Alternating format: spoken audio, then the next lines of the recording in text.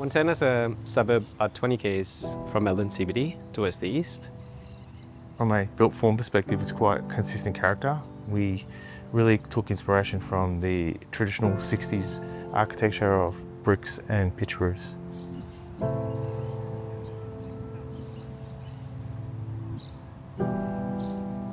My name's Jesse Lenardi. I'm Design Director of DK Architecture. And I'm Raghav Goyal from Oz Property Group. And this is Kinloch Parade in Wantirna.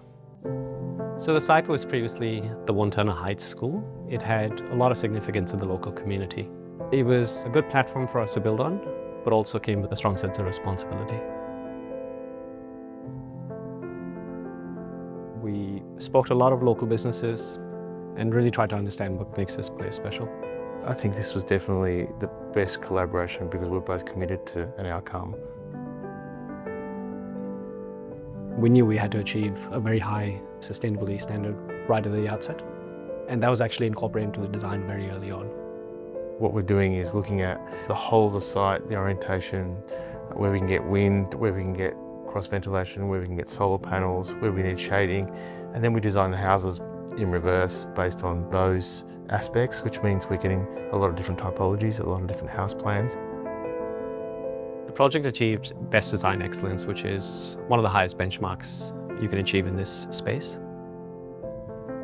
From a built form perspective, we've definitely taken cues from the neighbouring streets in terms of the architecture, the form, and try to blend them together to become something that fits comfortably within the site and also comfortably within the street. We looked at brick being a key asset, but it was something that we felt was really important because of the context of Wantirna, and a lot of different roof forms which again relate to the streets and the adjoining built form. The interiors of the home are very refined but also pared back. The walnut that's used in the kitchens and in the bathrooms are high quality. They're very reflective of the local context, and they're not loud in that sense.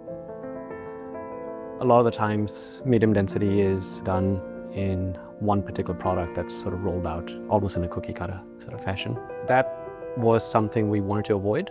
We really wanted to, have individualized homes which could be further customized by the purchasers.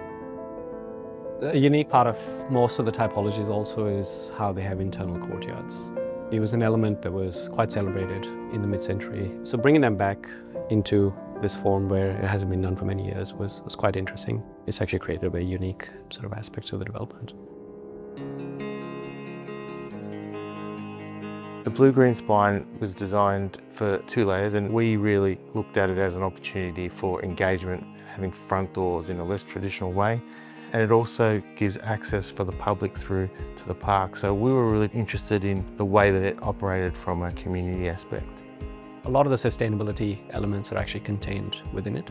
The surface water that runs through the site actually goes under the blue-green spine, and it actually feeds all of the landscaping that's there. So the community first lifestyle is really about bringing people out of their houses into the spaces that were created for them, making spaces which people want to use, to encourage people to connect with each other and be a community. The way we challenged the car arrangement on this site was really to put the cars almost in laneway situations, and then all the streets are basically become prioritised for people and pedestrian movement. We've got bridges through the middle of the site, we've got the green spine, and all the front doors are off there, then cars become secondary. When we actually looked into it in a lot more detail, the reason things worked 60 years ago was because they had dense landscape barrier, which was pretty much acting to provide that additional privacy, and that's what we tried to achieve here. I think one of the proudest moments of this project was having people who provided us feedback really early on in the process, now visiting and saying it's actually better than they ever imagined. The way the whole thing's come together on a really difficult typology and development site for us has been the proudest thing. I think what this project says about medium density is that you can definitely do it well.